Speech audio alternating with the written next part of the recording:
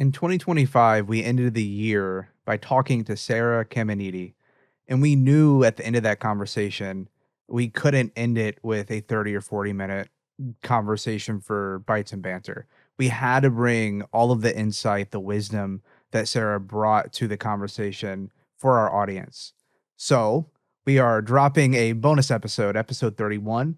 Sarah Caminiti joins us again for the rest of that conversation, where she dives into things like fear-based leadership and how it impacts employees and causes them to shrink. She talks about how do we navigate this remote culture and insert intentional connection into remote work. She talks about creating space to give people within our organizations room to breathe.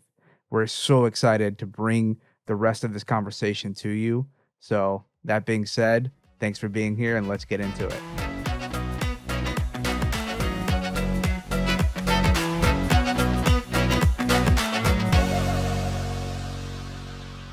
I'm going to get a little philosophical on you Bring for it. a second. And it's not really a yes or no question, which nothing with our dialogue probably ever will be, right, Sarah? No. Do you think that the struggle with having the confidence to step up, give yourself credit where credit's due, to let your voice be heard in a way that makes sense for you, that you feel is comfortable.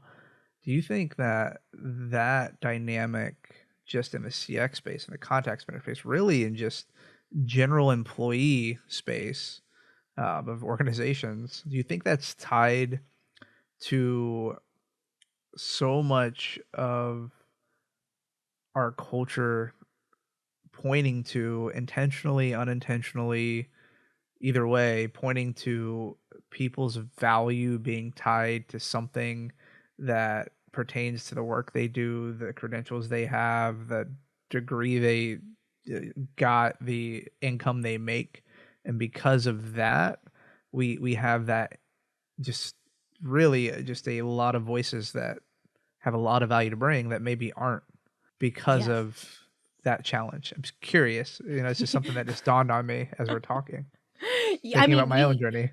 you touched on it earlier with your own journey. I mean, I'm the same way. I don't have a college degree. My resume does not make a lot of sense. I got the job that became a vice president job, which really was just in title only. But I had never led a team before. I'd never built a team before, but I was working as an executive assistant to a CEO that was so problematic. And that gave me insight into what a CEO is like as a human being, which kind of took away a lot of that mystique of, oh, they're so incredible and powerful and I can't ever talk to them. And then it just clicked on me like, I am capable of doing this. It doesn't make sense, but I know that I can do it and I'm going to figure out a way to do it. And think that it is the gratefulness mindset that so many of us have. It is the, if I say the wrong thing, they're going to find me out, that I do not have a degree, or I struggled with math in high school, or like any ridiculous little thing. But our industry is built on the backs of people like you and I who have unconventional backgrounds, and we found a space where we thrive, and we have been successful because we've leaned in and fought tooth and nail to make a difference. And since we are in an industry where all we do is help others, that is literally our purpose. It is, I am not important in this moment. The customer is important in this moment. I am going to be yelled at, be called names. I am going to have to answer questions that I don't have the tools to answer, and I've just got to figure it out fast, because if I don't, then I'm not going to hit my metrics, and then they're going to ask questions. Or, I mean, when I was working in a call center and there would be like some downtime, I would pull up Wikipedia and I needed a brain break for a second because it was intense. And the anxiety of someone walking up behind me and judging me for that one split second of pause, which they Mm. always would, and there would be no way around it. It is, we hired you to work. Why are you not working? It's like, because I just got screamed at for 20 minutes for something I had no control over and I needed to breathe, but that's not even an option. So we are constantly, at least when we start our careers, in these situations where we don't have autonomy. We are rated and graded on things that we do not have control over. We are underpaid. We are told that we are replaceable. We are constantly made to feel so lucky that we got to stay. And if we speak Mm. up, we may not get to stay. And I don't have a degree. Who is going to take a chance on me again? My mom tells me I've got it good, and I better not rock the boat because no one's ever going to give me an opportunity like this again. And so you tolerate it, you tolerate it, you tolerate it. And in doing so, you shrink and you shrink and you shrink and you shrink. So when you see those questions in your community where there's a part of your gut that's yelling, I know the answer. I can help. I can help. But then, oh gosh, if I say this the wrong way and my boss sees this, I might get fired. Or this person has 4 years of experience and I only have 1. I'm just going to sit back. Or if you're in a meeting and you've got an idea and it's a really good idea, but you just sit there and you figure out, how do I say it the right way? And you stew and you stew and you stew, and next thing you know, that meeting is over. You you don't remember anything that happened in that meeting, but you never spoke up because you convinced yourself that what you had to say was not perfected enough. I think that that is why this industry has just this snowball effect of hesitation. I think you're right. And I think there is so many moments in support roles where you are demeaned, right? You are afraid, and you live in fear. Mhm, And I I think fear I found that fear and hope can't coexist. mhm, agreed. Fear and hope cannot coexist. And I think from a leadership perspective, how do leaders and how do the communities we're a part of, right? We're not a part of every giant organization that has 100,000 people employed, right? As much as we know, like, hey, there's an impact to be made with the things we're doing. In the grand scheme of the world, it's small, Mhm, right? But on the other end of the conversations, of the articles, of the podcast, of the conferences, of the breakout sessions, of the awards, right? On the other end of that, there's a human life that we can impact. And I live by the motto that every opportunity I get to do anything, if one person finds meaning in it, it's valuable. Right? That's a way of yes. making sure I don't get in my own head and live from a place of pride of I want it to be the greatest thing and the highest rated whatever, right? I don't, in order to get out of that and prevent that, because I am a human being, which naturally means as a human being, if you're listening to this, you are inclined to live from a place of pride, whether you realize it Mhm, or not, um, unless you do something to make sure you stay away from it, right? And but all that being said, I wonder how we can more intentionally um, help leaders that we have access to step into a place of giving people room to breathe, for example, right? To hiring enough people.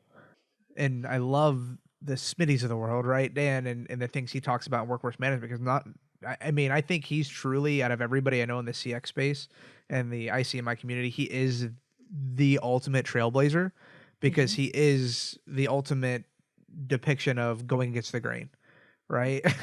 When it comes to yeah, workforce management, because that is such an interesting topic where, like, if organizations just hired enough people to answer the phones and do it so that they had time to breathe in these moments, I wonder what attrition would look like. I wonder what retention would look like for their customers. and NPS, if you believe in that kind of thing, and Hmm. CSAT, and the Yeah. experience measurements, how those would be impacted if the people supporting, whether it's on the technical support side or it's the customer service side, or whatever organization it is, if the people supporting had room, and let's go back to the Sarah term, they had space Hmm. to deal with the crap that's hitting the fan when it hits the fan, and not Yeah. crap I need to go back and available because workforce management says my schedule is this and we're in queue, and and the customer doesn't, even though the customer doesn't care if their call's answered in 45 seconds or 30, our SLAs and our financial impact, that's what matters, when in reality the humans we're serving don't care.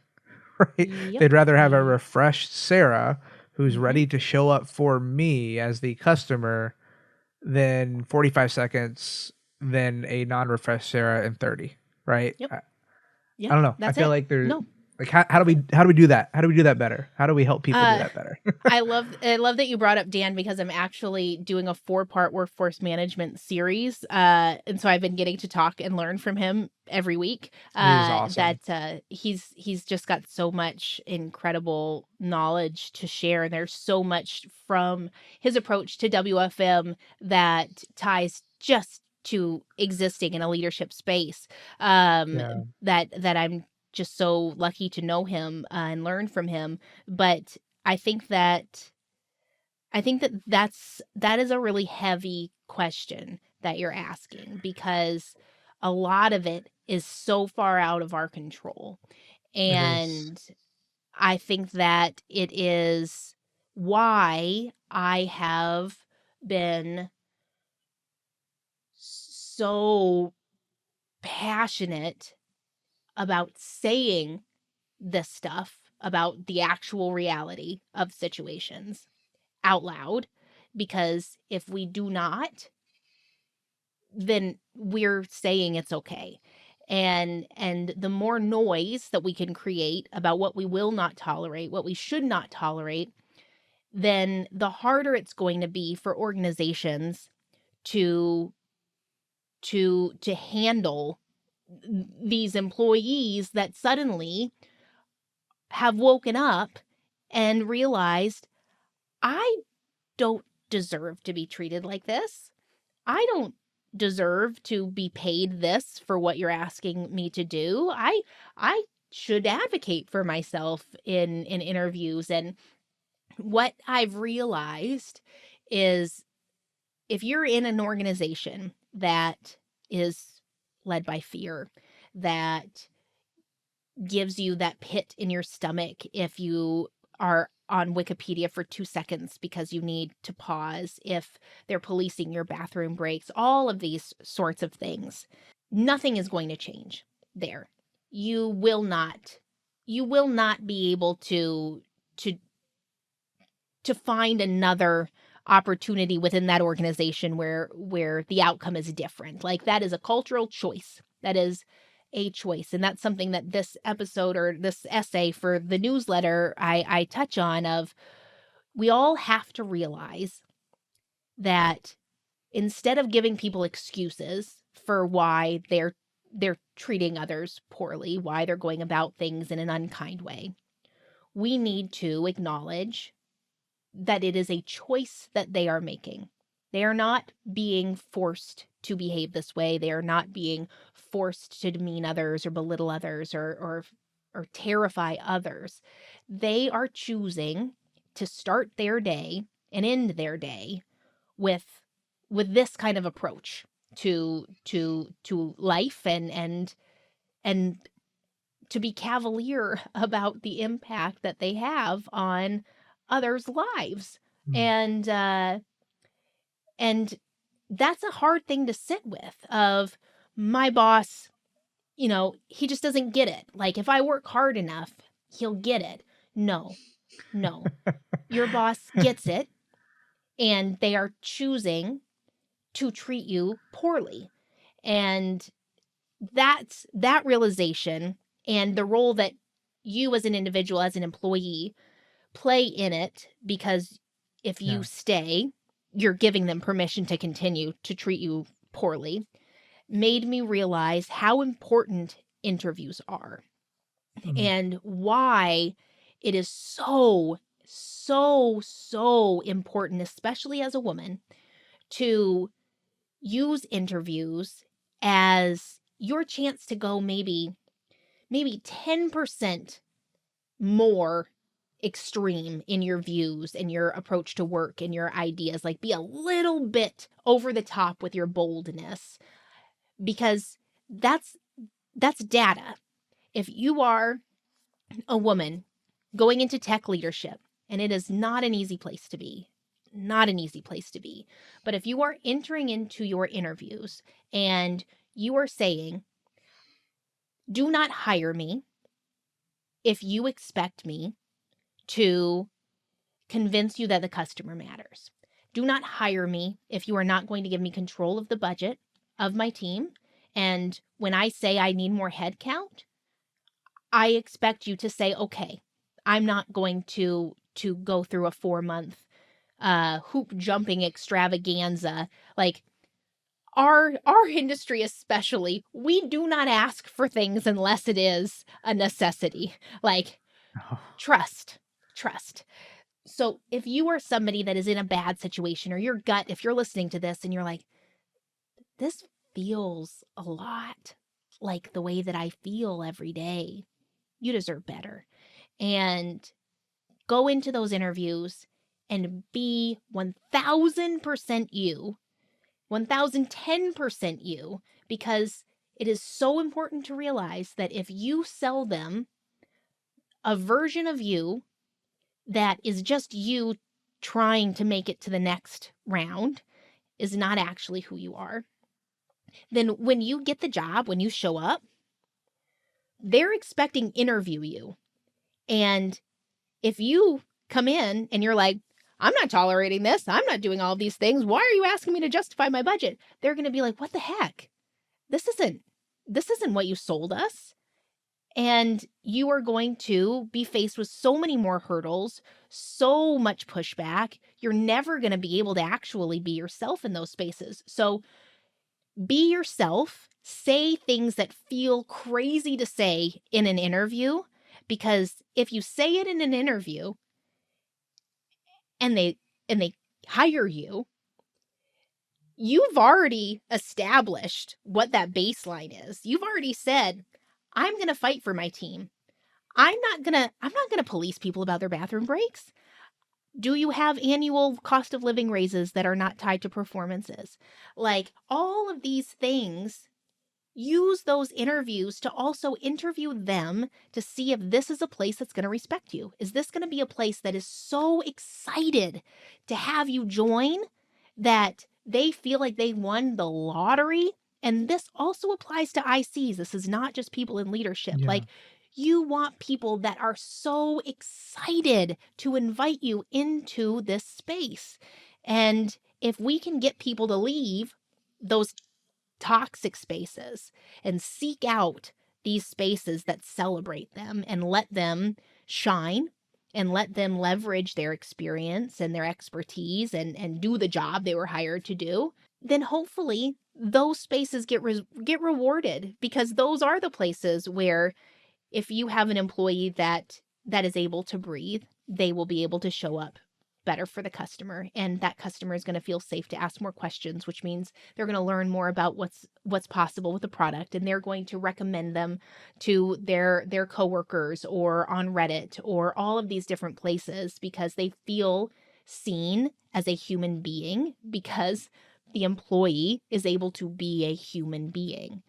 So let me push back a little bit, because Bring I it. agree with everything you're saying, but there's organizations out there where there are layers of leadership that want the culture we're talking about.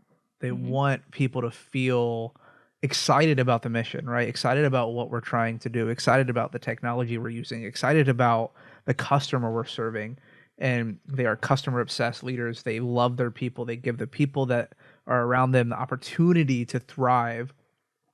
But there are other things working around them, Mm-hmm. right? And usually these folks are like SVP, senior level, right? They're not the direct boots on the ground leaders. Mm-hmm. But then you have the boots on the ground leaders who have to navigate this compliance. And if you're in an MSP, the penalties that are associated with this, right? And the bigger organization, the more layers of people who are demanding answers to XYZ and who are pulling you in 6 different directions. And right. And so you have these dynamics within organizations. And I think it's probably more true for bigger organizations. There's probably some aspects in smaller organizations, if you don't have good leadership that trust, right? Trust is the key word that you use there, Yep. that trust their leaders to run their business and keep them informed when they need to, and clear expectations. This is one thing hill I will die on. If you don't tell me something, you need exactly what you need, I'm not going to give it to you, right? Yep. Because I have a job to do, and delivering something that isn't a part of my repertoire routine, right, is not going to happen. It's just not, right? You tell me you need it, and guess what? You'll get it. But, Yes. how do leaders who are maybe in these organizations that desperately want their people to have that culture and freedom, and they have leaders that do, but there's all of these constraints and things outside of their control that we're kind of talking about, the things you alluded to. How do, like, from your perspective, how do they navigate that situation, right? Maybe they love their team, they love the work they get to do, they love their product or the service they're offering, it's meaningful for them. It's not a culture, it's not a mission misalignment, but they're in the thick of it, right? They're in the thick of it, of all these pulling strings. And like, how do they navigate that? Like, what would you say to that leader? Well, I think that it's important to acknowledge how many people find themselves in leadership positions without any training, without any guidance, without any sort of tools to navigate this very rocky terrain, especially if you are a manager to ICs in a big organization. The expectations are high. You've also got the mentality, more than likely, of there's 12 other people that could take this if I don't do what I need to do, and I don't even really know what I need to do. So those leaders who go in with the best of intentions are the ones that are most prone to go to those fear-based spaces, because that's the only thing that they've seen be successful. And if you have senior leaders that say they are customer obsessed, that say they are employee obsessed, and they are not acknowledging the reality of their company, the reality of the way that other teams cross-functionally collaborate, the way that documentation is planned out, the way that expectations are and how they are aligned with the realities of these situations, then you do not have senior leaders that care about the customer and the employee. You have people that say that they do things, and they are not actually doing what they need to do to make this happen. And that's one of those places where I always get so frustrated, because the people in the middle end up blaming themselves, and they blame each other, but mostly they blame themselves. And this is a situation that is outside of your control. And this is something I talk about a lot, and I think that it's really relevant here. But I have gotten to a space where I now recognize the role that I play in conversations. And after I leave a conversation, no matter what, this conversation, someone with my team, even with my husband or my kids, I ask myself just a quick check. Was I respectful? Was I curious? Was I kind? And if I can check those 3 boxes, then I have shown up in a way that I should be proud of myself. What someone chooses to do with that is theirs to hold. If there are things that didn't land well, if there are things that were unclear, if there was anything like that, we are all adults. And if they are unable to say respectfully, I left the conversation and there was just this piece that felt a little murky. Can we just make sure we're on the same page for this? Or you document something and you say, okay, this was my takeaway. I'm giving this to you to see, did you have the same takeaway? Because I want to make sure we're entering this partnership with clarity and with mutual understanding. And they say yes, and then they do something totally different. You have done your part. And because we are people that have built careers on helping others be successful at the detriment, often, to our own success and to our own well-being, we will carry the responsibility of all of those other teams that are not playing the way that they should be playing in this Mhm. arena. And that is why it is so important to talk to your boss about it and expect your boss to talk to their boss about it. And if senior leadership is saying, we care about the customer teams need to be in these rooms, they need to be collaborating, we have these expectations, but we're putting these guardrails in place so that they are able to actually achieve them without breaking their spirits. Go to them and say, the reality is very different from what you're saying. And so it is a culture problem. It is a mission problem because you are trying to do mental gymnastics to make it so that you are the cause of dysfunction and that it is your job to solve this cultural foundational dysfunction that will be there forever unless somebody says, this is an understaffed team. This team doesn't have the tech stack that they need. Product, it is now a requirement for you to loop these people in at this moment, and we are going to have a checklist to make sure that this is done. Like, again, it goes back to a choice. Every single thing is a choice, and we as leaders need to make that choice to not carry that responsibility of others forever because it's just unfair. And I think some of the leaders that you're talking about, right, the ones who maybe the actions are different than the words, and I think you kind of said it earlier, they're not bad people. You know, a lot No. of them are some of the most genuinely caring, and they desire to do the things they're talking about, like, greatly. Yep. But Yep. just like that middle layer, right, of They may not know. challenges, that Yeah.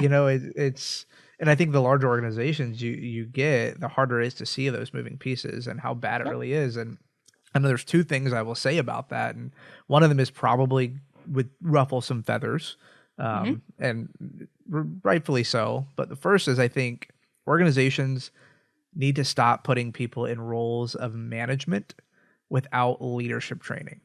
Mm-hmm. Not management training, not did you shadow somebody and learn the tasks, but how do I lead other human beings? Yep. Number one, I think that would change the dynamic of the worlds that we live in drastically. Number two, well, for a number of reasons, but number one, they would also figure out if very quickly if they didn't want to do that. Because Yes. it It's takes a not for very special. everybody. No, it's not, and that's okay. That's okay. You Yes. don't have to have a people management title to be a leader. And it's No. something I had to convince myself of and remind myself of as I transition roles to where I'm at now, where I don't have any direct reports. But gosh, the impact that I'm getting to make in terms of the things I get to do today, I never Yeah. would have thought in a million years that coming to organization I did, being a smaller organization, and I just wouldn't have thought that my voice would have as much weight. And side tangent, I think it's a testament to picking an opportunity to work for someone that you trust and know has your best interest and wants you Mm-hmm. to succeed, right? Yep. Picking that over a title or Yep. a size of organization or shiny, right? Yep. People have a bigger impact, and that comes with leadership and the roles you pick too. But the second thing, where I think there probably is a little controversy here, and it's also kind of hypocritical for me to say because I do work remotely, but I think having the world we live in where so many people are remote and they're not together, I think that impacts the cultures that we're in and the ability to see the problems we're talking about. And I know it's kind of counterintuitive to, well, people want remote. We can do the work from anywhere. We can. This is true from a function perspective. But when Mm-hmm. you really boil it down to connection and Mm-hmm. awareness and the human element, I think that gets lost when we're sitting behind a virtual screen for Mm-hmm. 99% of people and for probably 85% of leaders. Yep. They struggle to lead remotely, and I get it. If you're just doing the task, if you're coding, if there's certain roles that I think you can do remotely, I agree. But when it comes to the culture of an organization and building a culture, and there's a reason I took part of the reason I took the job I did outside of the leader, as I was transitioning roles, was because it's a 2-hour drive and I get to go see people again twice a month, right? Like that's a part of the motivating factor because I think Mm-hmm. I've seen it where we want to offer flexibility. Flexibility is good. People deserve flexibility. That being said, I think until you get more people in a room together more consistently, working shoulder and shoulder at the leadership level, at the IC level, I think some of these issues are only going to continue to be kind of in the dark, right? Because Yeah. the voices are only there when you're in a meeting and you're in an email. When I'm looking at you in the eyes and I'm telling you, hey, I had my PTO denied because it was not 2 weeks in advance, and I told them that literally my aunt is in the hospital in Kentucky. Now that's not a true story, but like that has a different impact than, hey, my PTO is denied. I had a family emergency, right? Like Yeah. it doesn't mean as much. And I know people will throw me to the wolves for saying that, but my remote relationships that I've not had the chance to meet, there are very few of them that have nearly as much meaning and impact on me as an employee, as a person, than those that I've had the opportunity to sit with for a week or Yeah. spend time with on a regular basis. And Yeah. it's not. So I don't know. I think that's a component that I think a lot of people are talking about the opposite of. Oh, we need to have more flexibility, but I think it's impacting culture, and I think we're seeing some of the downfalls of that. I am someone who is a firm believer in remote work. I've done going back to the office, and just the way that I work, I do not thrive in those types of spaces. It causes me anxiety. It's not my jam. But there is a need, a commitment. You have to be intentional if you are going to do a remote company to bring people together minimum twice a year. And it has to be for a week. It has to be for like not just business, but also let's be humans. Mhm. And then on a smaller scale with your team, have a quarterly, like 3-day get together or something like that. Because I agree 1000% with what you're saying. Because what you lose or what you can lose when you never meet somebody in person. And this is just what I've learned on my own journey, but you forget that it's a person on the other side. And you get in your head a lot Yeah. for these sorts of things. And so if another department is being short with you in Slack, and you don't know these people as humans, you just know them as an icon in Slack. My immediate response early on in my career was, oh my God, they hate me. Or, oh, I said the wrong thing. Or, what now I need to apologize for what, who knows. Now I need to like over explain everything. Now like I need to have somebody else take all of these calls because I'm never going to get the results that I need because these people just hate everything about me. But the reality is, this is an Italian engineer. He is not going to be responding with smiley faces. He is not going to want you to be asking him how his weekend is. He is going to want you to give him the bare bone facts, and that's it. And what I've embraced myself is, and this is what I teach my teams as well, never sit with any kind of discomfort about what someone else could be thinking about an interaction, because all you're doing is making assumptions. And I've given 2 conference talks on assumptions because I have such strong feelings about assumptions, because they cause so much more harm than they need to. And the more time you spend stewing about something or overanalyzing something or catastrophizing something, it's just gonna grow. It's gonna grow, it's gonna grow, it's gonna grow. And next thing you know, you think you're gonna get fired for asking for someone to send you a PDF, because now you think that it is this massive thing. And so if you have that moment in your head of, this doesn't feel great, just send them a message and say, hey, can we hop on a quick call? And you don't have to say, I feel like you hate me, but say, I just want to make sure we're on the same page. Do you have any questions about what I asked? Or are you not the right person to ask these questions? And remind them that you're a human. Yeah. And remind yourself that this is just a person that is doing their best. And that's all every single person in your organization is. They are just people doing the best that they can to get through the day so that they can go and do the things that bring them joy after work. And if you don't allow your company to do that in person every now and then, if you say you can't afford it, no, that is an excuse. Again, you are making a choice, because me getting to have dinner with that Italian engineer and just laugh about silly things that don't matter, but they do matter in the moment. Now I have a relationship with that person, and now Yeah. I can throw out a side joke thing and we can both smirk about it. And in 6 months, I'm going to be excited to see them again. And I'm going to be excited to crack jokes with them again, instead of thinking everybody hates me and I'm going to lose my Yeah. job. It's not necessarily a call for everybody to return to the office, right? I think you're highlighting the key aspects. It's how do you bring people together in a meaningful way?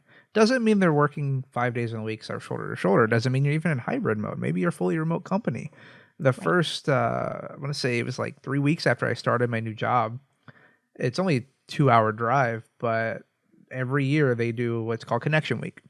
And the organization is intentional, the leadership is intentional about making that week not so much about work. Like, even when we make Mhm. suggestions like, hey, it'd be cool to talk about XYZ during that week and offer this, like, that's a little too worky.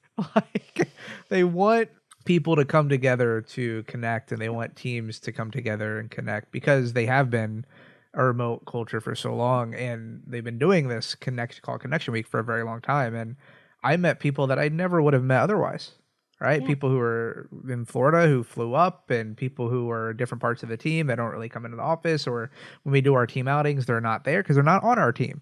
But I Yep. got to meet them and see them, and to your point, figure out like, oh, that's who this person is, right? Not the work they Yeah. do. That's who this person is. And it just adds that layer of human to human connection. And I think that's going back to the whole AI topic. I think that's why AI is never going to replace customer support, because No. humans will never stop desiring, needing at a fundamental psychological science based level other humans. They just won't. They won't. No. And yes, I mean, I agree completely, because the AI opportunities, I mean, it's a tool. It is a tool Yeah. at the end of the day. And there's definitely spaces. I think e-commerce is really one of the only places where I think that there is value in having AI be in a chatbot that drives these conversations. But other than that, you need to show your customers that you value them enough that you have staffed it with exceptional people that are excited to help them be successful and are there if they need anything. And you send a message with your choices to your customers. You make them think about who they are investing in, because the moment that they have to hit 0 9 times on a phone call to get past the robot, or the moment that the chatbot just keeps asking them for their address over and over and over again, and it's not connecting them to a human. That whole time, all they're thinking about is, where can I go next? What place does this differently? And what are they going to look for? They're going to look for the place that doesn't have a chatbot. They're going to look for the place that when they call the helpline to ask about whatever it is, there's an option to talk to an AI tool, and then there's an option to talk to a human at the very beginning. I think it's important to acknowledge that some people do prefer interacting with some sort of AI tool rather than interacting with people. And I think that that's something worth celebrating. But that still means that you have to set your AI tools up for success. You have to have all of your documentation locked in and ready to go so that it can learn what it actually needs to learn. You need to ask your AI companies, what is your QA policy? How often are you checking what the agents are marking as incorrect and fixing it? And how are you notifying managements that they can spread the message that something is hallucinating to the customers so that you can flag it? But it's also just realizing that we have the cool opportunity to meet people where they are in a way that doesn't make them feel burdened or make them feel like they're putting us out or anything like that. It is, I'm here for you in this way, but we are also here for you in this way. And we have an AI QA team that is monitoring every single conversation, and we are staffing them appropriately. We are not just turning AI on and hoping for the best. We understand that this is now a skill set that drives an entire department. And we need to actually treat this, if we want to implement this in the way that many companies have implemented it, we need to treat this as a new offering that we have, not an add-on, not something that someone can just like add to their list of things to do. People need to be skilled in this area. They need to have the ability to learn and take courses and upskill and all of that so that they can move with something that is very fast moving and very quickly changing. Because if you make one mistake, that has legs. That is a ripple you do not want to have. And I think that that's what makes me excited in a doomsday kind of way for the future, because so many companies are making the wrong choice. They're cutting corners. They're choosing companies that the person has never worked in this industry. They don't have anybody that's worked in the industry. They just saw an opportunity to take advantage of something that people were pouring money into and hope for the best. Or my personal favorite, those omni-channel type tools that say that they do everything, but they don't do anything well. They just hope that they're loud enough that no one will actually click all of the buttons that are there, and then give these CX teams the tools, the language, the empowerment to pick the AI tools that actually make sense for them. And that's what makes me excited, because we're going to have a lot of what bad looks like, and it's going to make what good looks like something worth celebrating loudly. No, that's good. I think that is an exciting perspective. It's a perspective that makes the time exciting, right? It's Yeah. bad is going to be real bad, and it's kind of getting bad, and people are buying AI for AI's sake and not thinking about the impact or the business case, and we're going to see less of that on the good side. And the good side is going to be like, wow, AI is doing what for our people? They're enabling our people in what ways? Like, and I think those organizations that are using it in that way, I think you're right. And I've never thought about it that way. Like, man, we're going to see the really good side of good, not just the crap Yeah. side of bad. So I love that. Yeah. I love that. Yeah. Yeah. So Sarah, we're close on time. So I have three more questions I'm going to ask you if we get Okay. to all three. First one that I'd love for you to share is, and you can kind of point to some of the resources people can, locate, but you're talking a lot about space right now. We kind of alluded to it, we talked to it. I would love for you to kind of highlight the most critical things that everyone really should understand about this idea of giving yourself space, about making space, about recognizing the space. And if you want, kind of share a little bit about how you kind of came to the place where you're at of needing to recognize this and wanting to share. Yeah. So I think one of the biggest things that we need to acknowledge when it comes to the concept of space is that you cannot make space for others until you are able to make space for yourself and to own that space and sit in that space for a little while. And making space for others is not sacrificing things of yourself. Uh, it is not, running yourself ragged so that someone else can do X, Y, and Z. It is, how do I recharge? How do I show up in a way that is authentic to who I know I'm supposed to be or who I want to be? And how do I like start to pick away at that slowly and with pride? But then as a leader, in order to make space, you have to actually think of what space is. And space is a lot like power. It exists all around us. And if we do not give ourselves permission to be like, oh, hey, I have a choice to make here. How am I going to sit here? How am I going to show up here? How am I going to interact here? Uh, you are missing the point of what could happen with space. And so with AI, I think that was one of the things that triggered a lot of this. And I realized that over the season of the podcast, space was present all the time, because we have to think about what the future looks like. If we don't have all of these other things that cause a lot of noise and occupy us in ways that we may not think is the best use of our time, like what are we going to build? How are we going to elevate the people around us? How are we going to make a space for my team to thrive? And what does that look like? What do we need to do to start building those foundations? And so when I met you, Rocky, in Orlando, we were sitting in a conference talk and they started talking about space, and I pulled out my phone and I showed you I had written down all of the ways that space exists. And it was one of those moments of like, okay, I have to do something about this. I have to Yeah. talk about this. And then I'm also going to be talking about the ways that space can negatively impact us, because sometimes people force space that we didn't ask for. Mhm. And how do we navigate that? Because that is a very lonely space to be. And Yeah. too often we see these concepts in, just like on conference talks and everything like that, you see the happy path.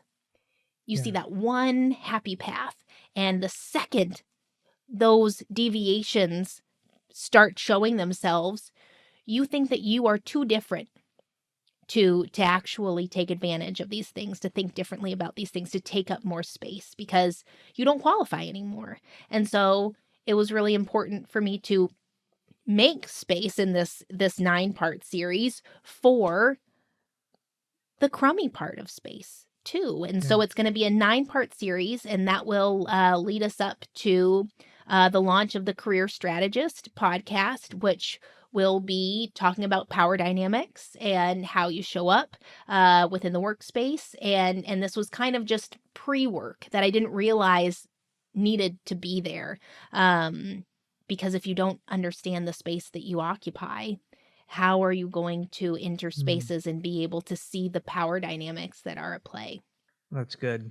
Understanding the space you occupy allows you to understand how you can impact others and what you can do Yep. with that space, right? Maybe you need to Yep. change the space, give more room Yep. space. And I know you're going to be writing a lot about that. So people need to shameless plug, follow you on LinkedIn if they're not already following you, and Please do. subscribe because it's good. Thank you. The first episode article, I don't know what you call it, version I've is been calling good. them episodes incorrectly, so it's fine. We're on Episode, the it's same fine. train. It's fine. Yeah, it's Uh, true. Second question out of the last three. This isn't what I prepared you for, so if you need a minute, it's fine. Think about it. So I want you to think about like the last 3, 5 years of your life. What are you most proud of? I am most proud of the person that I have become. I am the most proud of the way that I show up, the way that I stay true to what I believe in, even when it's hard, the way that I acknowledge my failures, and what that's teaching my kids. And I did this cohort for CX Accelerator last year when I first started doing all of this dabbling in the public space. And one of the questions that they asked was, what gets you out of bed about this in the morning? And I said that if I can create something in this world that makes it so that when my kids start working, they don't have to deal with this fear-based leadership. They don't have to be told that they're replaceable, that they're celebrated for what makes them great and given that space to thrive. Even if it's just in this one little corner, then I have done what I think I owe my kids to do. So the fact that I get to do it, and the fact that people allow me to join them and to have a stage and a platform to do this work that I hope will impact my children positively, that's pretty cool. That is cool. That is cool, and definitely worth being proud of and celebrating. Thank you. So Sarah, we could keep talking, but I know time is of the essence. So I will ask you our final send-off question that we have asked every guest throughout the time of Bytes and Banter. So if you could rewind time, say you meet Adam Sandler, he gives you the click remote, you rewind, and you meet younger Sarah. Mm-hmm. What words of wisdom, advice, encouragement, what would you say to younger Sarah? I would give myself a really big hug, and I would say, you are capable of so much more than you realize. And yeah, I think I would just stand there and sit with younger Sarah, and I would hope that she would tell me what she's most nervous about, or what keeps her up at night, so that I can remind her it's really not that big of a deal. And you are going to be doing so many great things that you don't even, you can't even wrap your head around it yet. So just wait. That's good. That's a good question. Sarah, where can people find you? Where can they follow the things you're doing, your podcast, etc.? Give your plugs before we send off this episode. All right. Plugs galore. So please find me on LinkedIn. Send me a message to connect and hop on a coffee chat on LinkedIn. But while you're there, subscribe to the newsletter. It comes out every Wednesday. And then also look for the podcast. We've got the CX Roundtable that comes out for the most part every second Tuesday of the month, but I'm going to be introducing a series in 2026 that will occupy an entire month with a one theme. And then the Career Strategist, which you can go and listen to last season's episodes with their leaders. There's, I think, 26 episodes of some really incredible people doing incredible things. But please make sure you subscribe to the podcasts, and if there's anything you want to add as a review or ask questions about, don't be a stranger. I'm always excited to talk about people's journeys. It's worth noting for those who are enthralled. Is that a word? Enthralled? Enthralled? Today it is. Excited by just who Sarah is, what she brings. She is also someone who likes to come and speak at events. So again, reach out to her. She has a lot to bring. And I will also say you can find her on 2020-ish. So subscribe to that too. Sarah, thank you so much for giving us your time, almost 2 hours of your time today. Not enough. Not enough. And I'm sure we'll talk again for just so many nuggets of wisdom for our HDI community to finally get to meet the lovely Sarah Caminiti. And it was an honor to get to give you the opportunity to share some of your insight and your story. And that being said, we will catch you on the next episode of Bytes and Banter. Thank you so much.